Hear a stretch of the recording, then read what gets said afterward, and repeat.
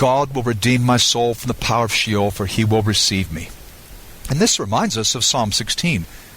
Peter's famous Pentecost sermon is based on Psalm 16, which refers to Jesus' resurrection from the dead. But it's not Jesus' exit from the grave that we're focusing on in this podcast, but on our own rescue, on the ransom that Jesus has paid for us. And this section of Scripture gives us powerful inspiration. Well, there is a central biblical truth here. No man can redeem another. We can't redeem ourselves, and even the most godly man or woman you know could never give his or her life to redeem you. It's a central biblical truth. In the case of Jesus Christ, there is an apparent exception. And remember, it said no man can pay the ransom price. But Jesus Christ was no mere man. If you're not sure about this, perhaps you're new to the Bible, let me just encourage you to spend time in the Scriptures on a daily basis. You'll be captivated not only by the humanity of Jesus Christ, perfect humanity, but you'll also be enthralled by his divinity, and you'll see that he has redeemed us. This image is in so many parts of the New Testament, like Romans and 1 Corinthians, Galatians, Ephesians, Colossians, Titus, Hebrews, 1 Peter, and you may find more.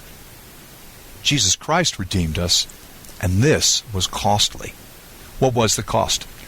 The body and blood of a sinless being, worth infinitely more than 50 talents. It was the sacrifice of a perfect, selfless, and loving God. And if we know him and are redeemed, we will live forever. But sadly, if we do not, we will not live forever. Earlier this year, I was in Central America, and an announcement was made that was a cause of joy to many in the audience, because a member of the church had been kidnapped and finally, after a long wait, had been released. She lived in Honduras. I was speaking in Costa Rica on the way to El Salvador, but everyone knew about this, and they announced her name and her fate. So often with kidnappers, even if the ransom is paid, there's no guarantee that it'll be a happy ending. But the ransom was paid and she was released. The brothers and sisters were jubilant. But what should our response be, considering that Jesus paid the ransom for us? Well, of course, there should be sobriety. We too, like the sister in Central America, have had a close brush with death. We were never powerful enough to forgive ourselves, to redeem ourselves, to pay our own ransom. Hopefully we didn't have the ego of a Julius Caesar. We realized that there was absolutely nothing we could do. We were powerless, Romans 5. So we should exhibit sobriety, but also gratitude, because Jesus paid the ransom. And then share the news with others.